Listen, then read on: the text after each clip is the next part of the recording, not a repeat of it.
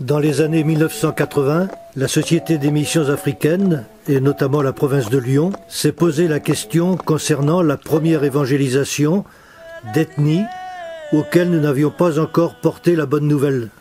Quelques missionnaires de la province de Lyon se sont portés volontaires pour rejoindre ces populations. Et une opportunité s'est offerte en République centrafricaine auprès des Pygmées. En effet, ceux-ci avaient été complètement délaissés, aussi bien durant la période coloniale que durant les 50 premières années de l'indépendance, tant par les gouvernants que par l'Église, ou même que par les Églises. Et cette insertion s'est faite dans le sud-ouest de la République centrafricaine, dont la capitale est Bangui. L'Église et son centre d'accueil missionnaire ont une centaine d'années d'existence. La célébration du centenaire s'est faite en 1994. Nous sommes en pleine forêt équatoriale et les Pygmées se meuvent dans ce contexte forestier.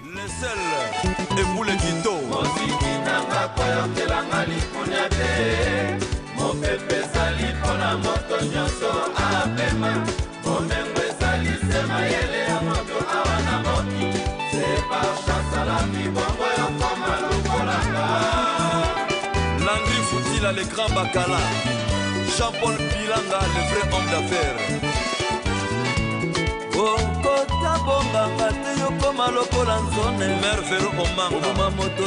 Les moyens de communication sont très difficiles, avec peu de ponts et peu de moyens pour l'entretien des pistes, le pays ayant pris beaucoup de retard dans les infrastructures. Et c'est un peu la situation de toute l'Afrique centrale. Il est vraiment indispensable d'avoir un 4x4 pour se déplacer, car aucun autre véhicule ne peut résister. Les pistes sont souvent défoncées par de gros camions, les grumiers notamment, car la forêt, source de richesse, est exploitée et les pistes supportent mal ce genre d'engin spécialement durant la saison des pluies. Les Pygmées se sont installés à Belemboké, c'est-à-dire au centre d'une savane de quelques kilomètres de diamètre, en plein cœur de la forêt. Ils se sont installés dans un espace libre, car il est trop dangereux de stationner sous les arbres en forêt à cause de la chute des branches. J'ai eu souvent à soigner des blessés de tels accidents. Nous avons choisi de vivre assez proche des Pygmées, sans pour autant vivre comme eux. Cela ne nous serait pas possible. Nous avons souhaité faire un bout de chemin avec eux, selon la spiritualité du père de Foucault. Celui-ci ne s'est jamais présenté comme quelqu'un qui avait comme unique souci de convertir les gens, pas plus que de faire du développement avec eux et pour eux. Il voulait simplement vivre avec eux, les aimer tels qu'ils étaient, où ils étaient.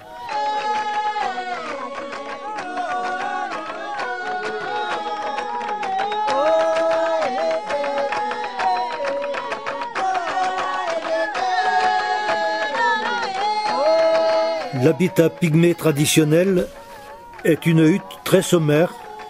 À l'intérieur de celle-ci, 5 ou 6 personnes peuvent y vivre. C'est la femme qui construit la hutte. Il lui faut une bonne journée. Et ce sont en général des familles de 4 à 5 enfants, et tout le monde peut entrer dans la hutte tant que les enfants sont en bas âge.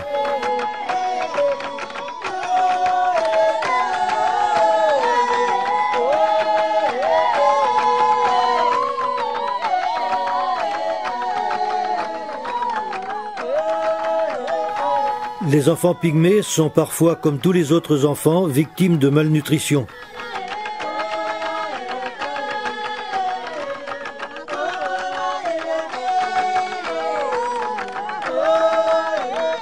La vie en forêt est plus proche d'une économie de survie que d'abondance. Les femmes reviennent de la plantation avec ce qu'elles ont pu cueillir dans la forêt. Elles rapportent le manioc qu'elles avaient mis à rouir, des feuilles et des plantes variées. Les enfants se fabriquent leurs propres jouets. Ils n'ont pas d'autre possibilité pour en avoir, mais cela développe chez eux l'inventivité et la dextérité. La musique des Pygmées est faite de polyphonie et de rythme. Tout objet qui peut servir à donner le rythme est bienvenu. Cette musique est originale, avec des notes spécifiques bien à elle.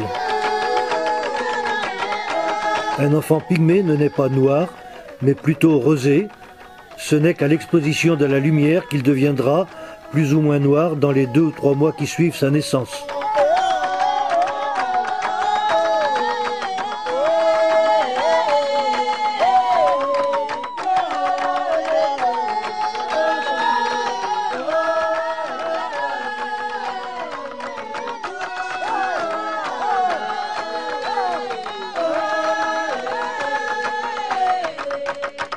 Les pygmées vivent en forêt et trouvent facilement du bois de chauffage. Cette corvée est réduite par rapport aux pays du Sahel. Les villages sont proches de la forêt, inclus dans la forêt.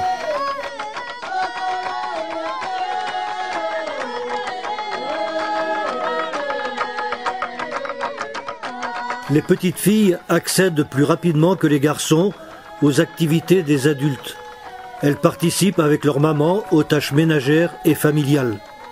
Il est courant de voir des enfants avec des machettes, car ils sont très habiles et se blessent que très rarement. En 17 ans de vie d'infirmier dans cette région, je n'ai jamais eu à suturer beaucoup d'enfants. Cette jeune fille a certainement trouvé un fiancé, et comme la case familiale devient trop petite, elle construit sa propre case. Tout le monde sait qu'elle a trouvé son fiancé, les parents ferment les yeux, et seront tous surpris de voir que le fiancé est venu, de nuit, rejoindre leur fille dans la nouvelle case. Les enfants, souvent victimes de malnutrition, se font chasseurs de souris et de rats à l'aide d'une lance plus ou moins grande suivant leur âge. Cela peut paraître futile, et pourtant 1 ou 2 souris par jour suffisent largement pour faire un apport de protéines suffisant pour lutter contre la malnutrition.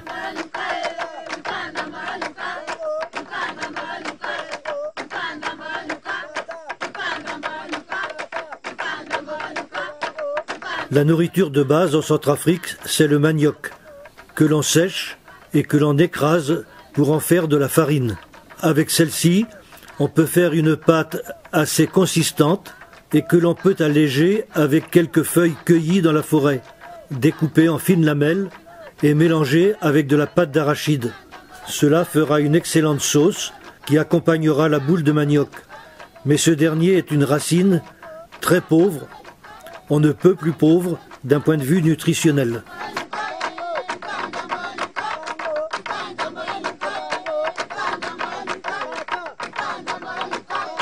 On mange avec la main, les adultes entre eux, le plat est au milieu du groupe.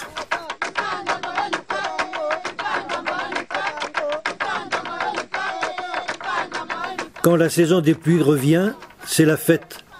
Cela signifie que la végétation va repartir, que la vie va reprendre et grandir. Cet événement se célèbre, les enfants dansent de joie sous la pluie, se jettent à l'eau. La douche municipale, occasionnée par un excédent d'eau dans la citerne qui alimente le village. Une femme gagne difficilement 500 francs CFA par jour. Cela correspond à 3 petits savons de 125 grammes. C'est un produit précieux qu'il ne faut pas gaspiller comme le fait cet enfant qui prend plaisir à le faire mousser. L'eau est montée jusqu'au village à l'aide d'un bélier. Celui-ci fonctionne sans interruption, mais aussi sans essence, provoquant le débordement de la citerne et permettant aux enfants de profiter d'une bonne douche gratuite. Le principe du bélier, c'est de comprimer l'air contenu dans une cloche grâce à un bon débit d'eau, et cette pression va permettre de renvoyer l'eau dans un plus petit tuyau, 42 mètres plus haut et 2 km plus loin pour alimenter le village.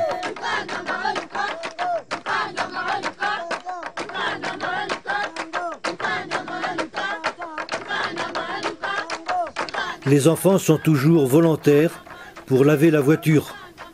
C'est pour eux l'occasion de faire 2 km de brousse en voiture. Et c'est un vrai bonheur. Monsieur Basile est un homme respecté dans le village. Il a tout juste un certificat d'études. Il a commencé à travailler pour nous du bois avec sa machette. Mais il est maintenant capable de souder, de concevoir des machines et tout un tas d'aménagements, aussi bien en fer qu'en bois. Les femmes du village ont appris à coudre et forment leurs sœurs à la couture. Elles réalisent des vêtements pour leur famille. La couture est un véritable chemin pour faire reconnaître la dignité humaine et la reconnaissance de leurs valeurs.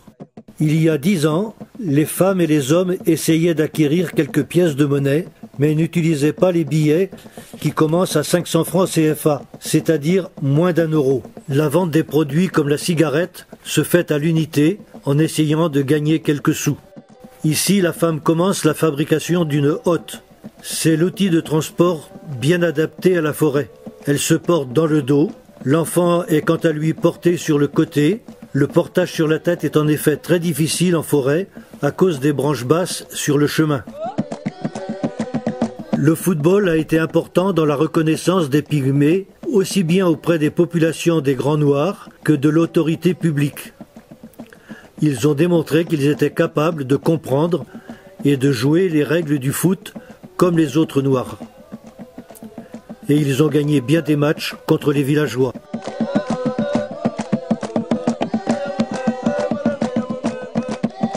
Une petite cérémonie fétichiste pour empêcher les buts d'entrer dans les cages.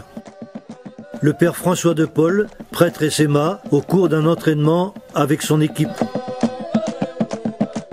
Xavier, l'auteur de ce montage, a travaillé avec sa femme comme missionnaire laïque chargé de l'alphabétisation des pygmées et des soins. Voici une salle de classe bien modeste, avec des tables faites seulement de 2 planches, et pourtant ici c'est déjà un grand luxe. Beaucoup de villages n'ont pas ce privilège.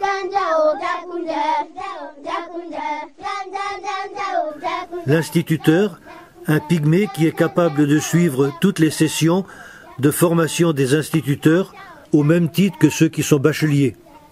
Par la volonté, il est arrivé à être un très bon moniteur, de même niveau que les instituteurs académiques.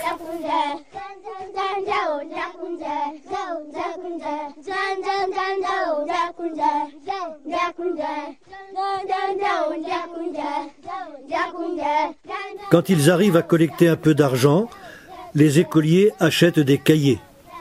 Sinon, ils travaillent sur des morceaux de contreplaqué peints en noir, en guise d'ardoise.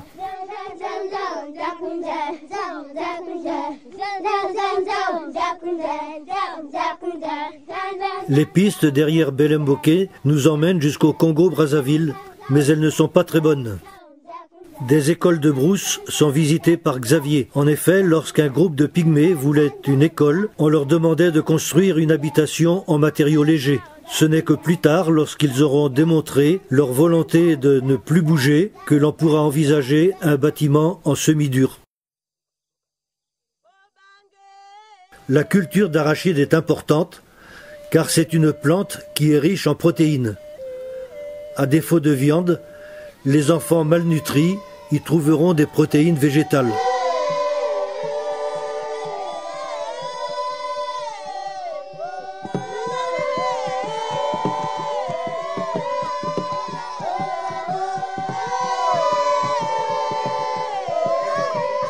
Une voiture n'est jamais assez vieille pour ne pas être réparée. Ce sont des voitures qui viennent des pays de l'Europe de l'Est, la forêt ayant été exploitée par des ressortissants de ces pays. Voici l'hôpital de Belem-Boké que j'ai construit lorsque je suis arrivé et dans lequel j'ai travaillé 17 ans.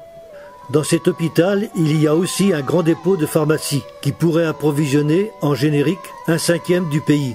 Non seulement au centre, on pouvait soigner 50, 60, voire 100 personnes par jour, mais aussi beaucoup plus grâce aux caisses pharmacie emportées avec du matériel pédagogique par des secouristes à travers la brousse.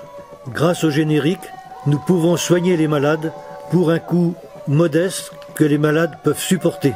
Grâce à la vaccination et à des soins primaires, la mortalité infantile peut passer de 33% à 7 ou 8% à l'âge de 5 ans. Les pygmées n'étaient reconnus par personne, ni par la société civile, ni par l'Église. Personne ne s'occupait d'eux. L'acte de naissance que brandit cet enfant signifie sa reconnaissance. Il va pouvoir enfin aller à l'école, se présenter à l'entrée en 6e et même pouvoir passer le bac. Voici la grande chapelle de Belem-Boké. Elle peut accueillir 200 à 300 personnes. Elle est décorée d'art africain.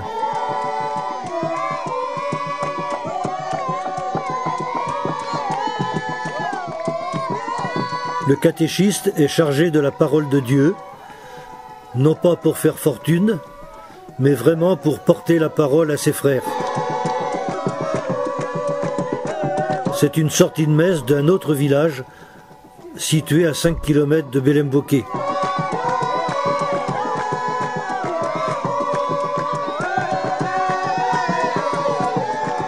Les Pygmées ont bien intégré le xylophone dans leur équipement musical. Ce sont de très bons musiciens. De jeunes villageoises à la messe avec les Pygmées. L'évangélisation n'est pas faite pour couper les Pygmées des villageois, mais de réunir ces deux groupes en une même communauté priante. Ce fut un très grand bonheur lorsque cela a pu être réalisé. Un dimanche des rameaux avec le père Denis, qui est devenu évêque de Berbérati récemment.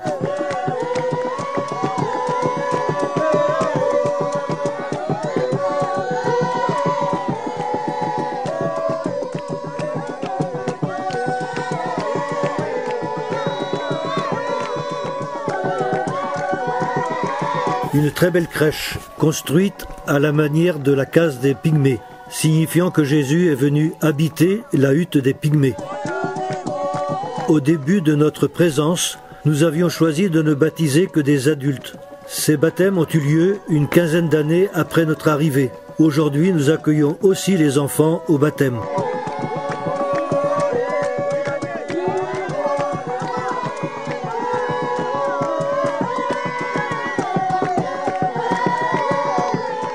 Faisons un peu de tourisme en nous rendant dans une réserve dont la terre est enrichie en sel pour attirer les animaux. C'est une saline où viennent se rejoindre les buffles, les éléphants, les antilopes et bien d'autres animaux encore.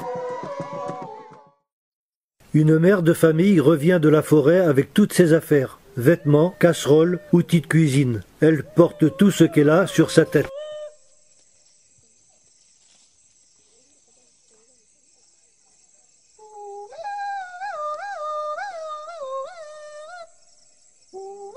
Un lieu de chasse en forêt avec un habitat sommaire et au fur et à mesure que l'on attrape du gibier, on fume la viande pour pouvoir la rapporter au village ou la vendre.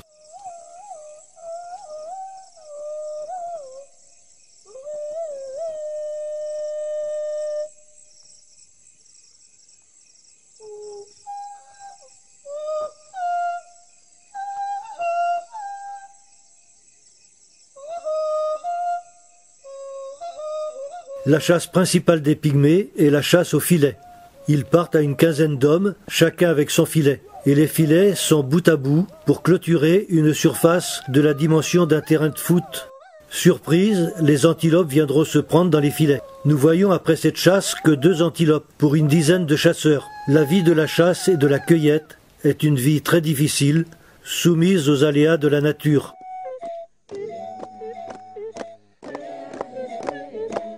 À une certaine saison, ils brisent les termitières pour collecter les termites, source de protéines. Et la reine termite que déguste cet enfant est en principe réservée aux vieux.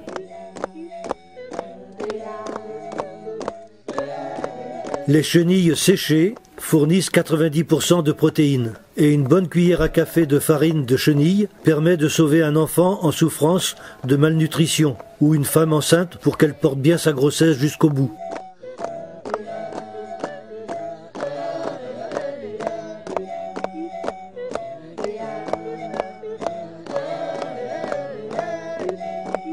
Les femmes pratiquent aussi la pêche.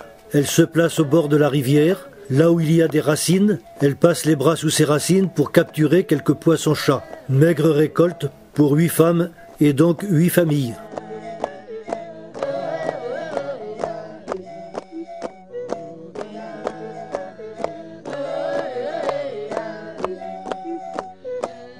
La corvée de bois, geste quotidien de la vie des femmes pygmées. Une famille s'en va en forêt, l'homme avec sa lance et la femme la charge sur sa tête. Mabondo, c'est la dernière mission ouverte en milieu pygmée pour la Centrafrique. Une fenêtre s'est ouverte sur le monde.